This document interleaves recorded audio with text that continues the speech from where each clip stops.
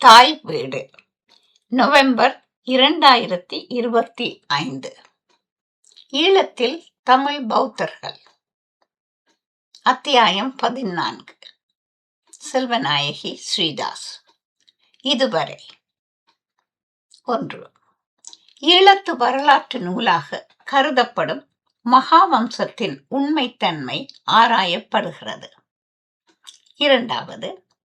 மகாவம்சத்தின் முதல் 4 அத்தியாயங்களிலும் கூறப்படும் வடநாட்டு அரச பின்னணி, பௌத்த மதமும் அதன் பிரிவுகளும் ஏற்படுத்துவதற்கான பின்புலத்தை விளக்குவதாக இந்நூலுக்கு முகவுரையாக இது அமைந்திருக்கின்றது. 3. அசோகன் முடிசூடிக் கொண்ட போது புத்தர் நிர்வாணம் அடைந்து 218 ஆண்டுகள் ஆகிவிட்டன.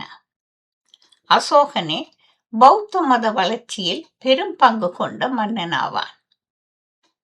தேரவாத மரபு முதல் 100 ஆண்டுகளில் ஒன்றாகவும் ஒன்றுபட்டதாகவும் இருந்தது.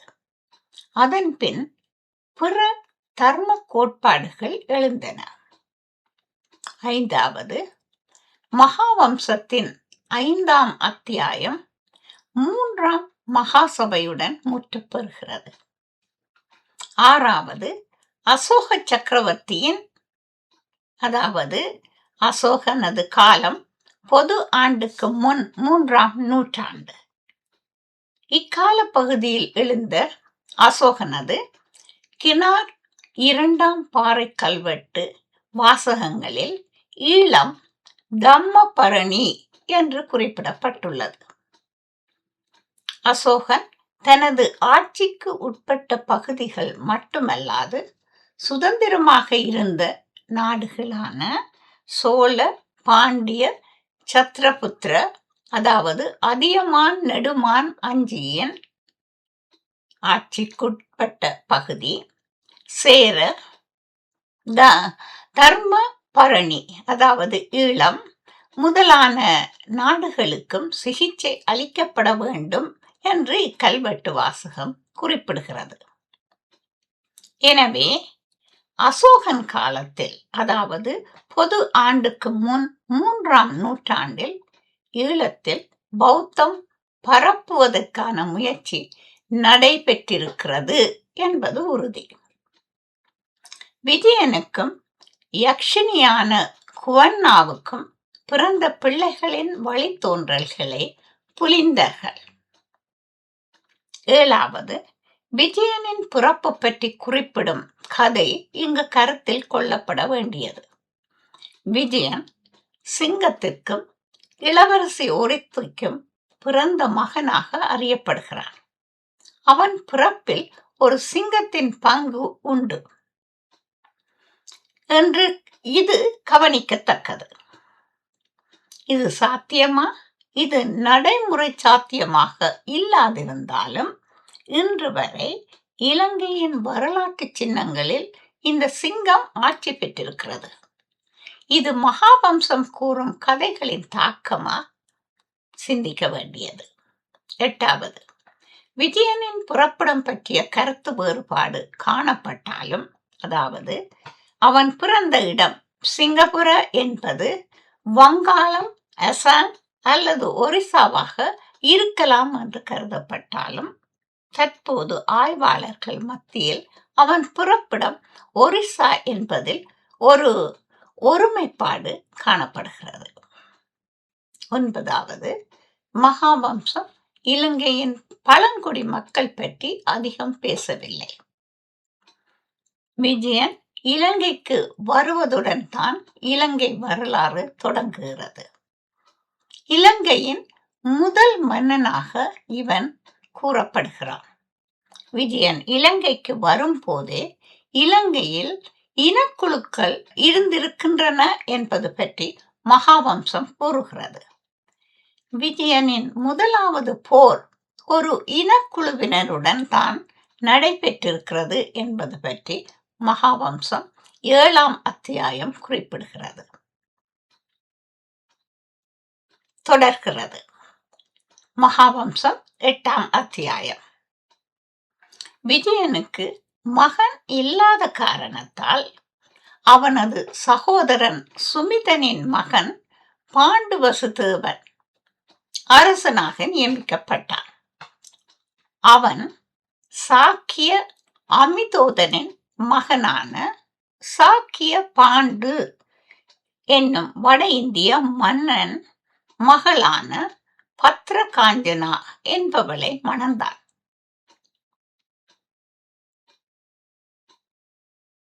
அரசி 10 பிள்ளைகளையும் ஒரு பெண்ணையும் பெற்றாள்.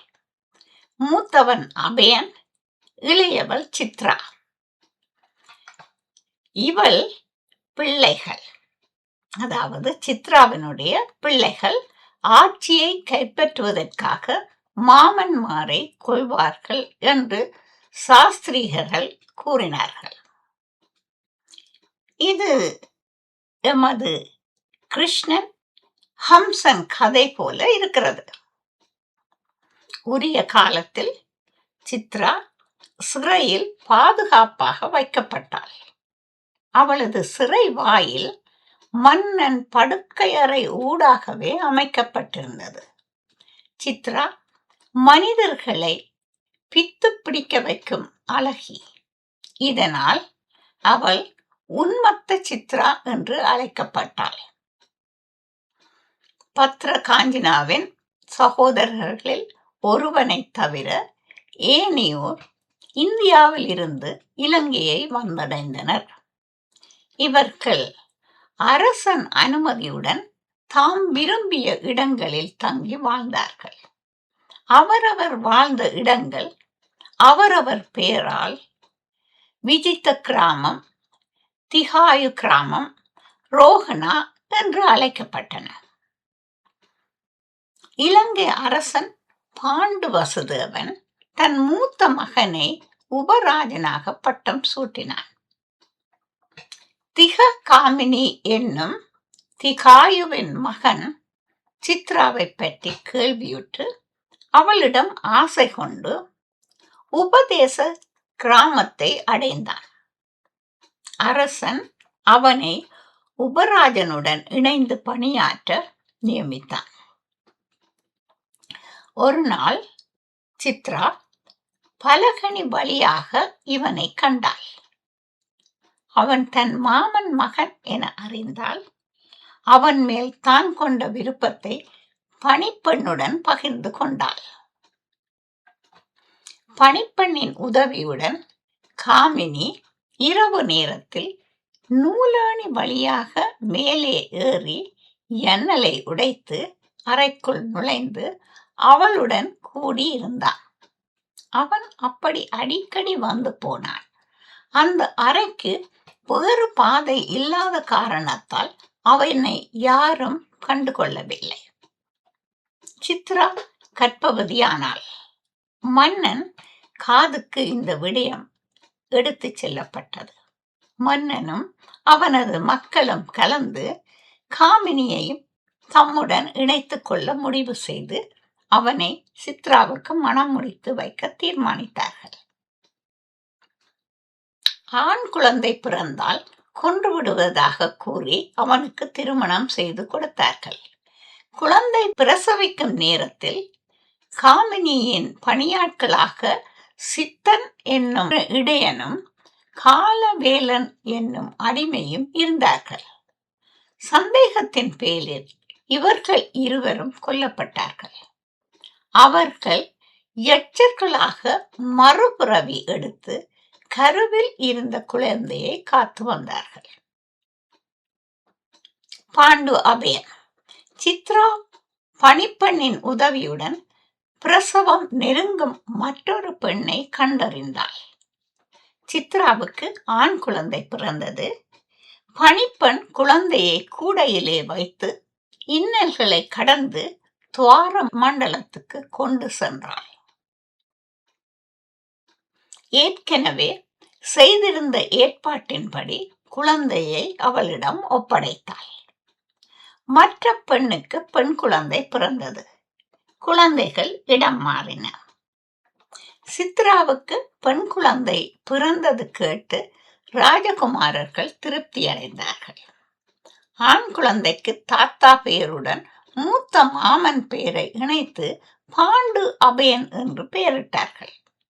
பாண்டு அபயன் பிறந்த போது 30 வருடம் அரசாண்ட இலங்கை அரசன் பாண்டு வசுதேவன் இறந்தான். ஆண் குழந்தைக்கு 7 வயதான போது அவனது இருப்பு பற்றி மாமன்மார்கள் தெரிந்தார்கள். மாமன்மார் ஒரு குறிப்பிட்ட குளக்கரையில் விளையாடி கொண்டிருக்கும் குழந்தைகள் அத்தனை பேரையும் கொல்லுமாறு ஆட்களை ஏவினார்கள். குளத்து நீரில் ஒரு மரம் இருந்தது. அந்த மரத்தில் இருந்த பொந்து நீரின் அடியில் காணப்பட்டதால் அது பற்றி பாண்டு அபயனை தவிர யாருக்கும் தெரியாது. பாண்டு அபயன் விளையாடும் போது அந்த பொந்தில் நீண்ட நேரம் ஒளிந்திருந்து வெளியே வருவான். இராசகுமாரர்களின் ஆட்கள் வந்த போதும் பாண்டு அபயன் தன் உடைகளையும் எடுத்துக்கொண்டு அந்த பொந்தினுள் நுழைந்து மறைந்து கொண்டான். பாண்டு அபயனை கொல்ல வந்தவர்கள் ஆடைகளையும் சிறுவர்களையும் எண்ணி சரிபார்த்து கொண்டு அவர்களை கொன்று மன்னனிடம் சிறுவர்கள் அனைவரும் கொல்லப்பட்ட தகவலை தெரிவித்தார்கள்.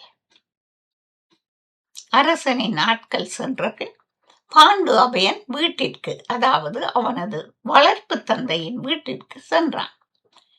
12 வயது வரை அங்கு வாழ்ந்து வந்தான். மீண்டும் மருமகன் உயிருடன் இருப்பதை மாமன்மார் அறிந்து இடையர்கள் அனைவரையும் கொல்லும்படி ஆட்களை அனுப்பினார். இடையர்களிடம் மான் ஒன்று அகப்பட்டிருந்தது. மானை சுடுவதற்காக நெருப்பு எடுத்து வரும்படி பாண்டு அபயனை ஊருக்குள் அனுப்பினார்கள். வீடு சென்ற பாண்டு அபயன் வளர்ப்பு தந்தையின் மகனிடம் தன் கால் புண்ணாகிவிட்டு இருப்பதால் நீ நெருப்பை இடையர்களிடம் எடுத்துச் செல், உனக்கு வாட்டிய இறைச்சி கிடைக்கும் என்று கூறி அவனுக்கு ஆசை காட்டி நெருப்புடன் அவனை அனுப்பி வைத்தான். இடையர்களை கொல்ல வந்தவர்கள் வந்த வேலையை முடித்துக் கொண்டு மாமன்மாரிடம் செய்தி சொன்னார்கள். பாண்டு அபயனுக்கு 16 வயதாயிற்று. அப்போது பாண்டு அபயன் உயிரோடு இருக்கும் செய்தி மாமன்மார்களுக்கு மீண்டும் தெரிய வந்தது. பாண்டு அபயனின் பெற்ற தாய் பாண்டு அபயனை பாதுகாப்பான இடத்துக்கு இட்டுச் செல்லும்படி வளர்ப்பு தந்தையிடம் கேட்டு அவனுக்கு பணமும் அனுப்பினாள். வளர்ப்பு தந்தை இத்தகவலை பாண்டு அபயனுக்கு அறிய தந்து அவனை ஒரு அடிமையுடன் பந்துலகா மக என்னும் கிராமத்தில் வசித்த பண்டுலா என்ற பணக்கார பிராமணன் ஒருவனிடம் அனுப்பினான். பண்டுலா வேதம் கற்றவன். பண்டுலா பாண்டு அபயனிடம் நீ அரசனாகி 70 வருடம் ஆட்சி செய்வாய், எனவே அதற்குரிய கலைகளை கற்றுக்கொள் என்று கூறி அவனும் அவன் மகனும் பாண்டு அபயனுக்கு அவற்றை கற்பித்தார்கள். அவனும் விரைவில் கற்று தேறினான். அவர் படை திரட்டுவதற்காக 100,000 பணம் கொடுத்தார். 500 பேர் படையில் சேர்க்கப்பட்டதும் யார் கைப்பட்டதும் இலைகள் தங்கமாக மாறுகின்றனவோ அவளை ஒரு ராணியாகவும் என் மகன் சந்தனை அரச குருவாகவும் கொள் என்று கூறினார். இளவரசனான பாண்டு அபயனும் படையுடன் புறப்பட்டான். வழியில் மேலும் 700 படை வீரர்களையும் பொருட்களையும் திரட்டி கொண்டான். பாண்டு அபயனின் மாமன்மாரில் ஒருவரான கிரிகண்ட சிவன் பாண்டு வசுதேவனால் அளிக்கப்பட்ட பிரதேசத்திலிருந்து வரி பெற்று வந்தான். இவன் மகள் பாலி என்னும் இளவரசி பேரழகி. அவள் தொட்டது பொன்னாகும். அதனால் பாலி ஸ்வர்ண பாலி என்னும் பெயர் பெற்றாள். அவளை பாண்டு அபயன் சந்திக்கிறான், காதல் கொள்கிறான். அவள் எல்லோருக்கும் உணவளிக்கும் போது உணவு பாத்திரத்தில் உணவு குறையவே இல்லை. பாண்டு அபயன் அவளை தன் வாகனத்தில் தூக்கிச் சென்றான். இது இந்த பகுதி அமுத சுரபியின் கதை போல காணப்படுகிறது. இதிகாசங்கள், புராணங்களில் சில சம்பவங்கள் மீண்டும் மீண்டும் எடுத்து வரப்படுகின்றன என்பது இங்கு குறிப்பிடத்தக்கது. போர் மூண்டது. பாண்டு அபயனின் இருப்பை அறிந்த மாமன்மார் தூமராக மலையில் படை வீடு அமைத்து அவனுடன் போரிட்டார்கள். பாண்டு அபயன் மாமன்மாரை தோற்கடித்து அவர்களின் படை வீட்டை கைப்பற்றி 2 வருடம் தன்னிடம் வைத்திருந்தான். பாண்டு அபயனது முன்னேற்றத்தை கண்ட அரசன் பாண்டு அபயனது ஆதிக்கத்தை கங்கையின் மறுகரையுடன் வைத்திருக்கும்படி கேட்டு கடிதம் எழுதினான். மாமன்மார் கோபப்பட்டார்கள். இதனால் அரசன் ஆட்சி பொறுப்பை மாமன்மாரிடம் கொடுத்தான். தீசன் என்பவன் ராஜ பிரதிநிதியாக நியமிக்கப்பட்டான். அபயன் உபதீச கிராமத்தில் இருந்து கொண்டு அரசனாக 20 வருட காலம் ஆட்சி செய்தான்.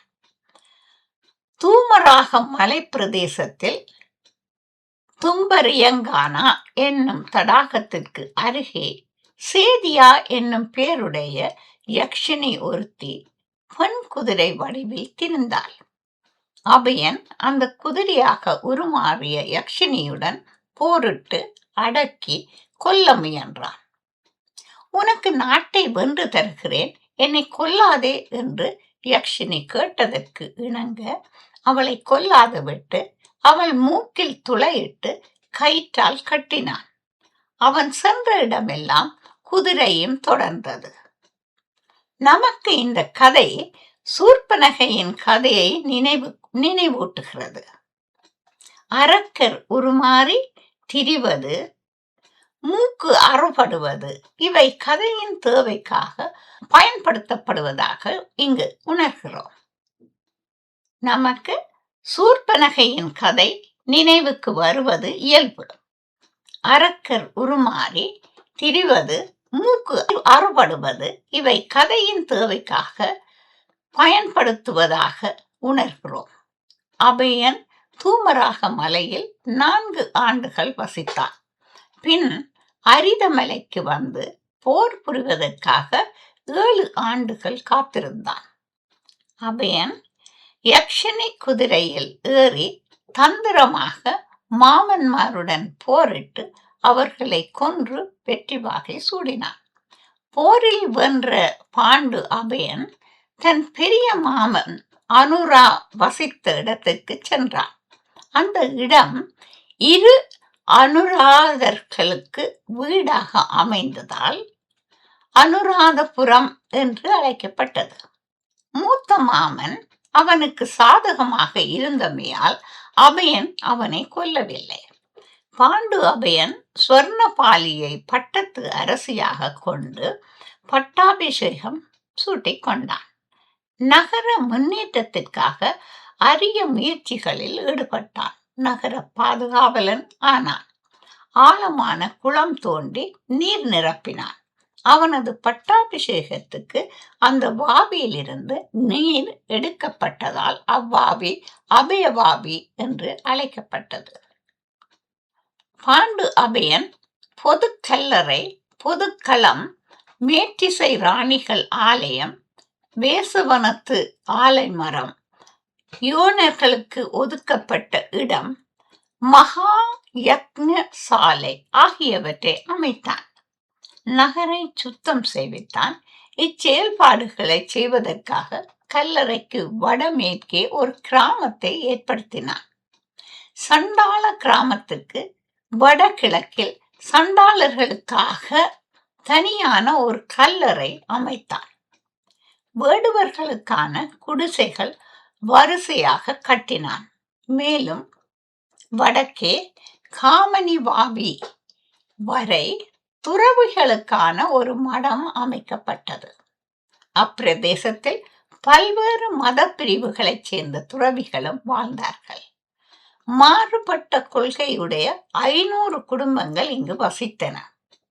காமினி வாவியின் இக்கரையில் ஊர் ஊராகச் சென்று இறந்துண்ணும் துறவிகளுக்காக ஒரு மடத்தை கட்டினான். ஆசீவகர்களும் பிராமணர்களும் தங்குமிடங்களும் நோயற்றவர்கள் தங்கி சுகம் பெற ஒரு மனையையும் மண்டபத்தையும் கட்டினான். பாண்டு அபயன் காலத்தில் ஈழத்தில் ஆசீவகர்கள் வாழ்ந்திருக்கிறார்கள் என்பது குறிப்பிடத்தக்கது. சமகாலத்தில் பல்வேறு மதங்களும் ஈழத்தில் இருந்திருக்கின்றன என்பது இதன் மூலம் அறிய கிடக்கிறது. பாண்டு அபயன் காலத்தில் சமயப்பொறை கடைபிடிக்கப்பட்டிருக்கிறது. அவர்களுக்கு மன்னன் மடம் கட்டி ஆதரித்து இருக்கின்றான். இவை வரலாற்று செய்திகள். பட்டாபிஷேகம் செய்து கொண்ட 10 ஆண்டுகளில் அத்தீவு முழுவதும் கிராம எல்லைகளாக உறுதிப்படுத்தப்பட்டன. பாண்டு அபயனுக்கும் இடையே 17 வருட காலம் அரசன் இன்றி ஆட்சி நடந்தது. அறிவித்திறந்த அரசன் பாண்டு அபயன் 37 வயதில் ஆட்சி பொறுப்பை ஏற்று அனுராதபுரியிலிருந்து திறம்பட ஆண்டான் என்று அறியப்படுகிறது. மூத்த சிவன் பாண்டு அபயனின் பின் அவனுக்கு ஸ்வர்ணபாலிக்கும் பிறந்த மகன் மூத்த சிவன். ஆட்சிக்கு இவன் வந்தான். நாடு அமைதியாக இருந்தது. இவன் மகாமேக வனம் என்னும் ஒரு பூங்காவை அமைத்தான். மூத்த சிவன் அனுராதபுரத்தில் இருந்து 60 ஆண்டுகள் அரசாண்டான். மூத்த சிவனுக்கு 2 பெண்களும் 10 குமாரர்களும் இருந்தார்கள். இவர்களுள் 2ஆம் குமாரன் தேவநம்பிரிய தீசன் குணத்திலும் அறிவிலும் சிறந்தவனாக விளங்கினான். தந்தையின், அதாவது மூத்த சிவனின் மறைவிற்கு பின் தேவநம்பிய தீசன் அரசனானான். தேவநம்பிய தீசனின் ஆட்சி. தேவநம்பிய தீசன் பட்டாபிஷேகம் செய்து கொண்ட போது பல அற்புதங்கள் நடந்தேறின. முதலாவதாக, பூமிக்கு கீழே புதையுண்டு கிடந்த புதையல்கள் தாமாகவே தரை மட்டத்திற்கு வந்தன. இரண்டாவதாக, இலங்கைக்கு அருகே கடலில் மூழ்கி போன கப்பல்களில் இருந்த அணிகலன்கள் பலவும் இயற்கையாக கடலில் உள்ள செல்வங்களும் கரை ஒதுங்கின. மூன்றாவதாக, எண்வகை முத்துக்களும் கடலுக்கு அடியில் இருந்து மேலெழுந்து வந்து கரையில் குவிந்தன என்று இவ்வாறு பல கூறப்படுகின்றன. இவற்றின் உண்மைத்தன்மை ஒரு புறம் இருக்க, இவ்வாறான கதைகள் அரசர், கதாநாயகர் போன்றோர் பெருமையை மிகுத்து காட்டுவதற்காக இணைக்கப்படுவதை வரலாற்றில் கதைகளில் நாம் காணலாம். தேவநம்பிய தீசனும் தர்ம அசோகனும் ஒருவரை ஒருவர் நேரில் பார்த்ததே இல்லை. ஆயினும் வெகு காலமாக அவர்கள் நண்பர்களாக இருந்தார்கள். எனது சிறு வயது பாட புத்தகங்களின்படி தேவநம்பிய தீசன் மகிந்தனை இன்று மிகுந்தலை என்று அறியப்படும் மலையில் முதலாக சந்தித்தான். மகிந்தன் தான் முதலில் தேவநம்பிய தீசனை சந்தித்தான் என்று கூறும் தகவல் கூட சரியானது என்று கொள்ளத்தக்க பிற சான்றுகள் கிடையாது. தேவநம்பிய தீசன் தனது பிரதம மந்திரியும் மருமகனுமான மகாரிடன், ராஜகுரு, ஒரு மந்திரி, நிதி காப்பாளர் ஆகிய 4வரையும் அசோகனுக்கு விலை மதிப்பெற்ற பொருட்களை எடுத்துச் செல்ல நியமித்தார்.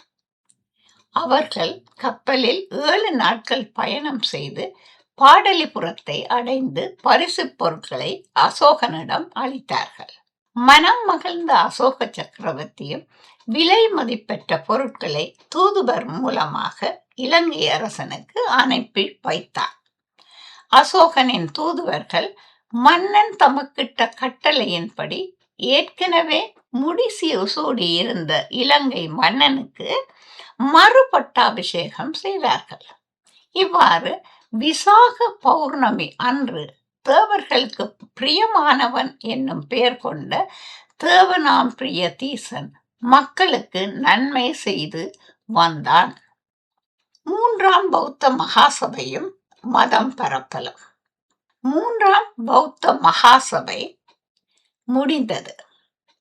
புத்த மார்க்கத்துக்கு ஒளியூட்டிய மாகாளி புத்திர தேரர் மூன்றாம் மகாசபை முடிந்த பின் பௌத்த மதத்தின் எதிர்காலம் பற்றி சிந்தித்தார். அவர் பௌத்த மதம் அடுத்துள்ள நாடுகளில் வேரூன்ற போவதை உணர்ந்தார். எனவே மதம் பரப்புவதற்காக பல்வேறு நாடுகளுக்கும் தேரர்களை அனுப்பி வைத்தார். காஷ்மீர், காந்தாரம், மகிஷ மண்டலம், வனவாசம், அபராந்தகம் முதலிய நாடுகளுக்கு தேரர்கள் மத தூதுவராக அனுப்பி வைக்கப்பட்டார்கள். மகாதேரர், மகிந்தன், இதியர், உதியர், சம்பலர், பத்ரசாலர் ஆகிய தமது 5 சீடர்களையும் எழில்மிகு இலங்கை தீவில் இனிய புத்த மதத்தை ஏற்படுத்துங்கள் என்று கூறி அனுப்பி வைத்தார்.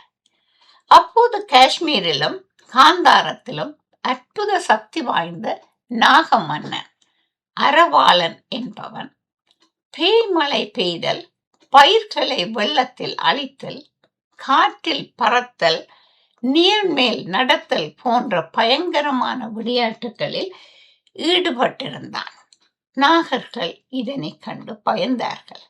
தேரர் தமது அற்புத சக்தியால் இப்பயங்கர நிகழ்ச்சிகளுக்கு முடிவு கட்டினார். இந்த தகவல்களுக்கு மாறான தகவல்களும் உண்டு. நாக மன்னன் பௌத்த மதம் தனது நாட்டில் பரவுவதை எதிர்த்து கடம்போர் புரிந்தான். ஈட்டில் எதிர்க்க முடியாது தோல்வியை ஒப்புக்கொண்டு மதம் மாறினான் என்றும் அறியப்படுகிறது. இதன் மேல் இமாலயத்தில் உள்ள 84,000 நாகர்களும் ஏராளமான கந்தர்வர்களும் யக்ஷர்களும் கும்பந்தர்களும் புத்த மார்க்கத்தை சேர்ந்தார்கள். புத்தரும் அவரது போதனைகளும் சங்கமும் சிறப்புடன் நிலை பெற்றன. மகிஷ மண்டலத்தில் 40,000 பேர் தீட்சை பெற்றார்கள். வனவாசத்தில் 60,000 பேர் மதம் மாறினார்கள். 37,000 பேர் புத்த தீட்சை பெற்றனர். 500 விகாரைகள் கட்டப்பட்டன. இவ்வாறாக பௌத்த மதம் இப்பிரதேசங்களில் ஸ்தாபிக்கப்பட்டது. மகாராஷ்டிரத்தில் 84,000 பேர் விமோசன மார்க்கத்தின் பரிசை அடைந்தார்கள்.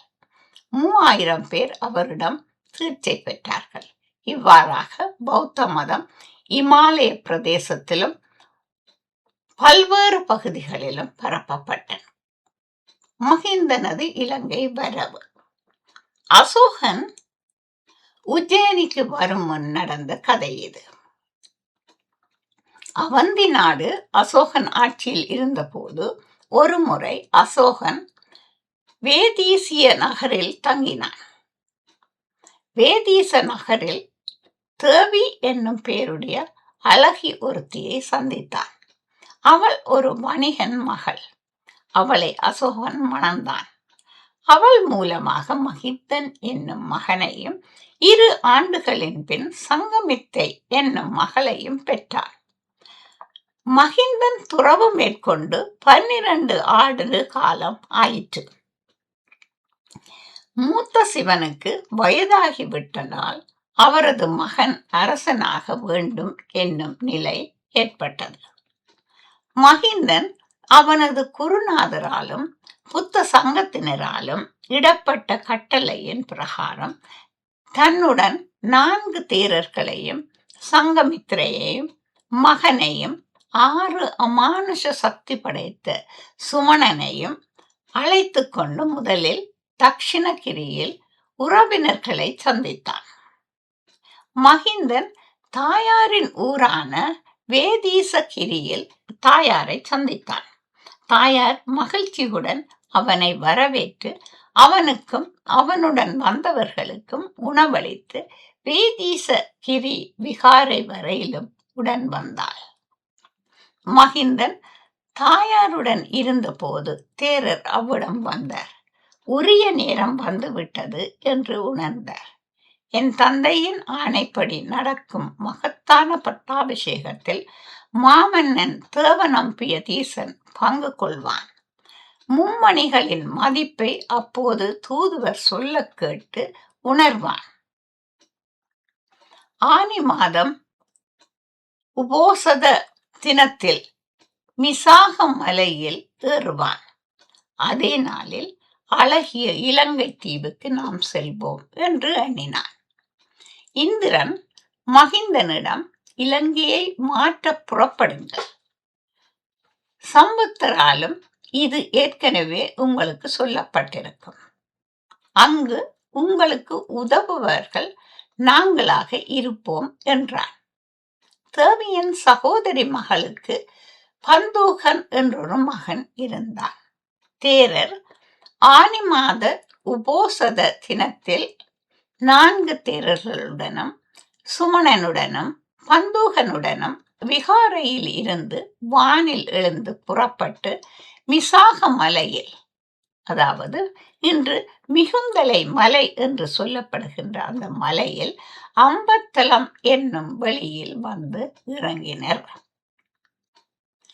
இலங்கையின் பண்டைய வரலாற்றை கூறும் தீபவம்சம், மகாவம்சம் ஆகிய 2 நூல்களிலும் மகிந்தர் இலங்கைக்கு பயணம் செய்தது தேவநம்பிய தீசன் என்ற மன்னனை பௌத்தனாக மதம் மாற்றியது குறித்த தகவல்களை தருகின்றன.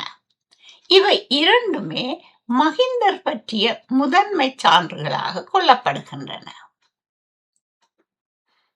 மகாவம்சம், தீபவம்சம் ஆகிய 2 நூல்களும் மகிந்தன் இலங்கைக்கு வந்தது பற்றியும் அவன் தேவநம்பிய தீசனை சந்தித்தது பற்றியும் பௌத்த மதத்தை இலங்கையில் பரப்பியது பற்றியும் கூறுகிறார்.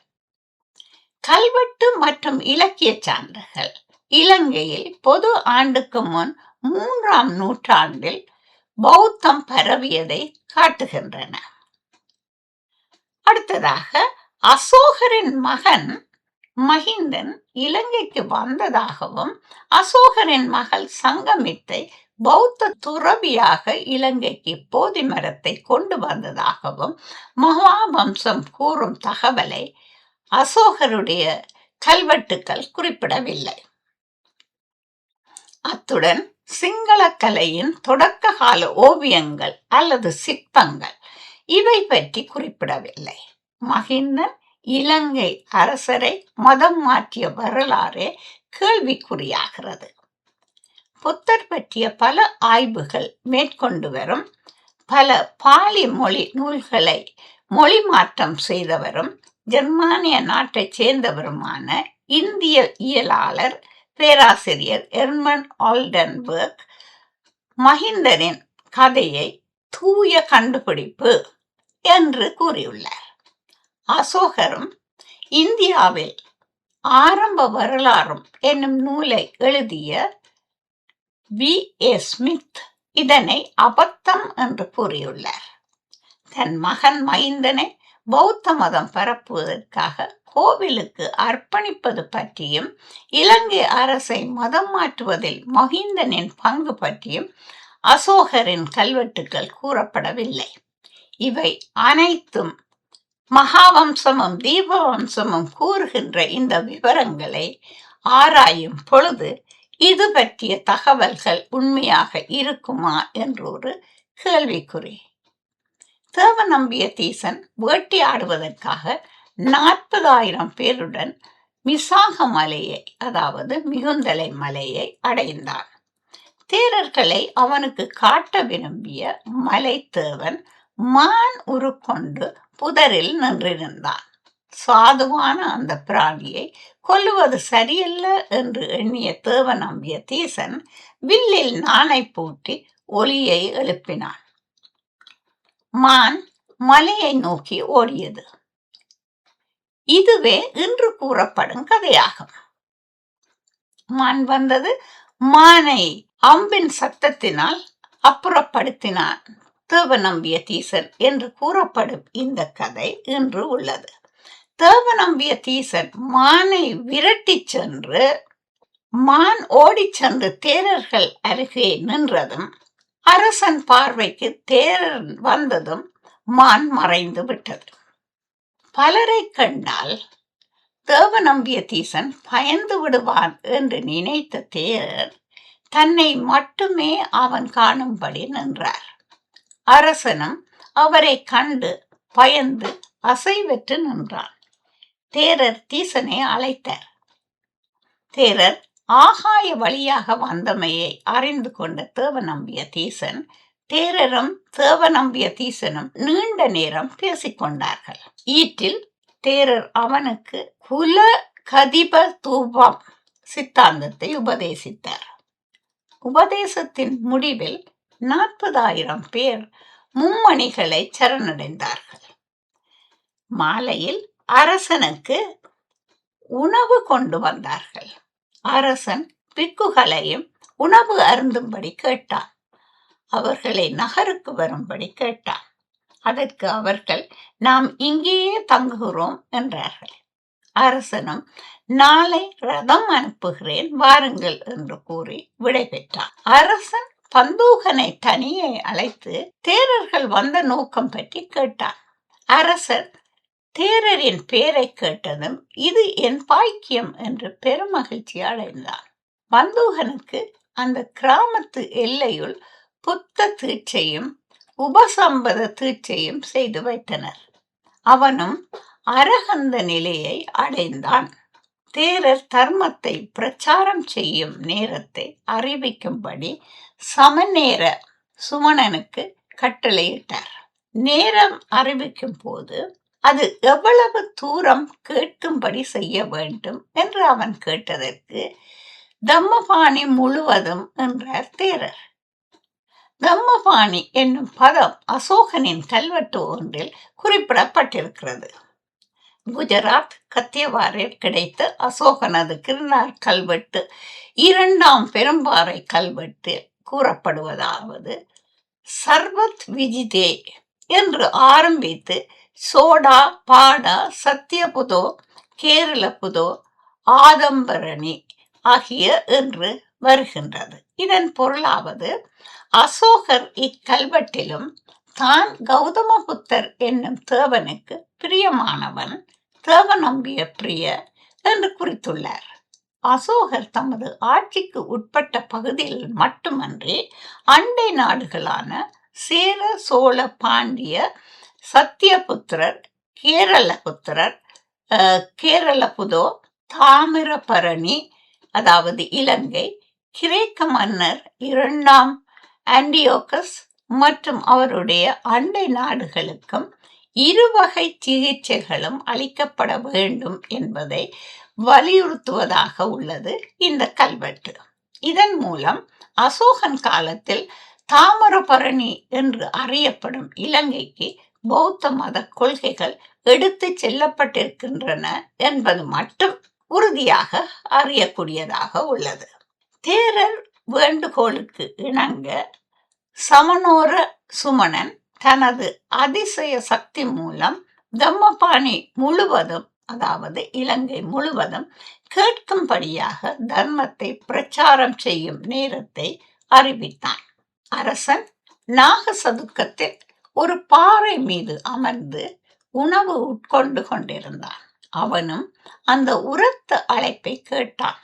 என்ன நடந்தது என்று மன்னன் கேட்டதற்கு தேரர் சம்புத்தருடைய போதனை கேட்பதற்காக நேரம் அறிவிக்கப்பட்டது என்று பதிலளித்தார். இந்த அழைப்பை கேட்ட பூமி தேவர்கள் அதனை எதிரொலித்தனர். அது படிப்படியாக பிரம்ம சொர்க்கத்தை எட்டியது. ஏராளமான தேவர்கள் வந்து கூடினார்கள். தேரர் அந்த கூட்டத்திற்கு சமசித்த சுத்தத்தை உபதேசித்தார்.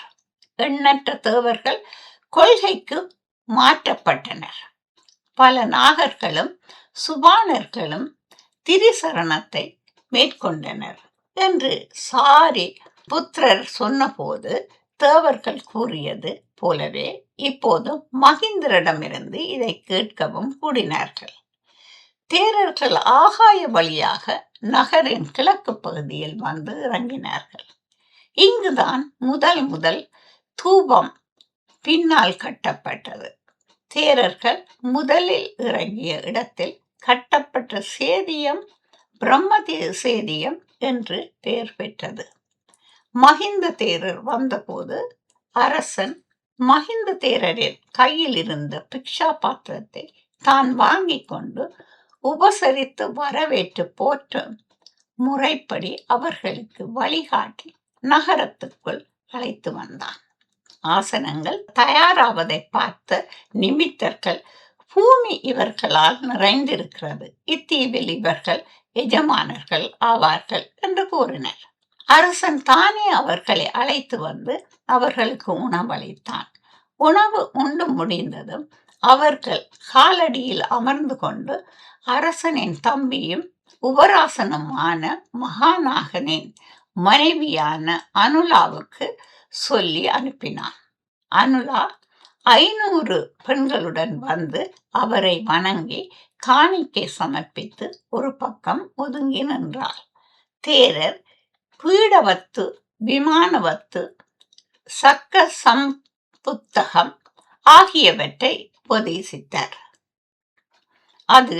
அது கேட்ட பெண்கள் புனிதம் அடைவதற்குரிய முதல் நிலையை அடைந்தார்கள். நகர மக்கள் தேரர்களை பார்த்தவர்களிடமிருந்து அவர்கள் பெருமைகளை அறிந்தார்கள். தாமும் தேரர்களை பார்க்க விரும்பி அரண்மனை வாயிலில் வந்து ஒன்று கூடி ஆரவாரித்தார்கள். தேரர் அவர்களை காண்பதற்காக யானை கட்டுமிடம் சுத்தரிக்கப்பட்டு அலங்கரிக்கப்பட்டு அவர்கள் தகுதிக்கேற்ற ஆசனங்கள் தயாரிக்கப்பட்டன. மகாதேரர் மற்ற தேரர்களுடன் அங்கு சென்று தேவ தூத சித்தாந்தத்தை உபதேசித்தார். ஒன்று கூடியிருந்த நகர மக்களில் 1000 பேர் அதை கேட்டு புனிதம் பெறுவதற்கான முதல் நிலையை அடைந்தார்கள்.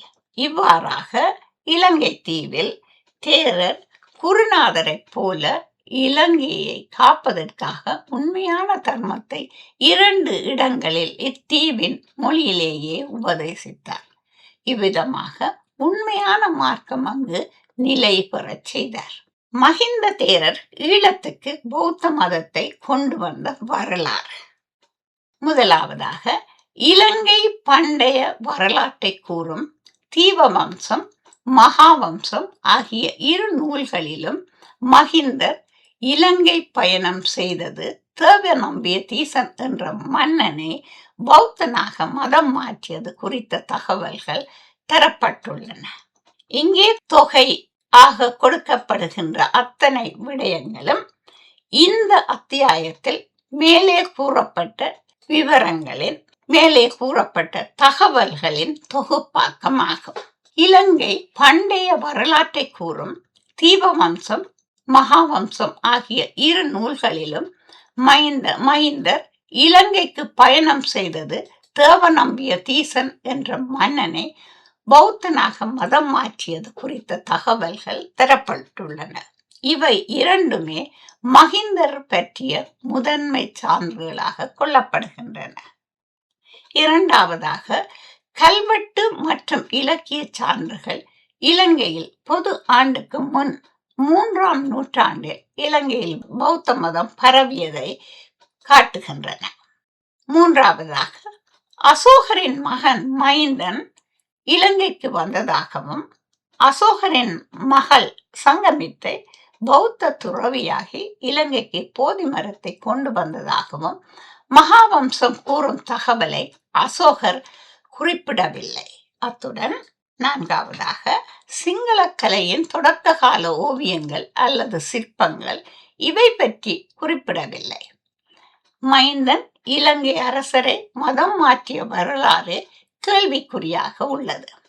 5வது புத்தர் பற்றிய பல ஆய்வுகள் மேற்கொண்டு வரும் பல பாலி மொழி நூல்களை மொழி மாற்றம் செய்தவருமாகிய ஜெர்மானி நாட்டைச் சேர்ந்த இந்திய இயலாளர் பேராசிரியர் எர்மன் ஆல்டன்பர்க் மகிந்தரின் கதையை தூய கண்டுபிடிப்பு என்று கூறியுள்ளார். ஆறாவதாக, அசோகரும் இந்தியாவின் ஆரம்ப வரலாறு என்ற நூலை எழுதிய V.A. ஸ்மித் இதனை அபத்தம் என்று கூறியுள்ளார். தன் மகன் மகிந்தனை பௌத்த மதம் பரப்புவதற்காக கோயிலுக்கு அர்ப்பணித்தது பற்றியும் இலங்கை அரசரை மதம் மாற்றுவதில் மகிந்தன் பங்கு பற்றியும் அசோகரின் கல்வெட்டுகளில் கூறப்படவில்லை. வரலாற்று நூலை படிக்கும் முன் வரலாற்று ஆசிரியனை படி என்று சொல்லுவது ஒரு வரலாற்று ஆய்வாளனின் அடிப்படை. இன, மத, மொழி, பண்பாட்டு தன்மைகளுள் அமர்ந்து இனம் காண முடியாது போயிருக்கும் மனிதனின் வரலாற்று உண்மைகளை பிரித்து பார்ப்பது அத்துணை இலகுமானது அல்ல. மகாவம்சம் பொது ஆண்டின் பின் 5ஆம் நூற்றாண்டில் எழுதப்பட்டதாக அறியப்படுகிறது. பொது ஆண்டுக்கு முன் 3ஆம் நூற்றாண்டளவில் பௌத்தம் இலங்கைக்கு கொண்டு வரப்பட்டது என்பதற்கான வலுவான சான்றுகள் இருக்கின்றன. தேவநம்பிய தீசன் கட்டிய மகாவிகாரையில் பௌத்த பிக்குகள் கூடி பௌத்தம் இந்தியாவில் தோன்றி பரவிய வரலாற்றையும் இலங்கையில் பௌத்தம் அறிமுகமான வரலாற்றையும் புத்தரது வரலாறு, பௌத்த மதத்தின் தோற்றம், வளர்ச்சி முதலியவற்றை இணைத்து பாலி மொழியில் அட்டகதா என்னும் பேரில் நாட்டார் பாடல்கள் பாடப்பட்டு வந்தன. அவை ஒரு காலகட்டத்தில் வரிசைப்படுத்தப்பட்டு ஒருங்கிணைக்கப்பட்டு அட்டகதா மகாவம்சம் என்னும் பேரில் தொகுக்கப்பட்டது. இந்த அட்டகதா மகாவம்சம் என்னும் செய்யுட்களை சான்றாக கொண்டு பொது ஆண்டின் பின் 4ஆம் நூற்றாண்டளவில் தீபவம்சமும் பொது ஆண்டின் பின் 6ஆம் நூற்றாண்டளவில் மகாவம்சமும் தொகுக்கப்பட்டன. மகாவம்சத்தை பாலி மொழியில் தொகுத்தவர் மகாநாம தேரர். இலங்கையில் பௌத்த மதம் கொண்டு வரப்பட்ட வரலாறு பற்றிய ஆய்வு இத்துடன் நிறைவு பெறுகிறது. தொடரும்.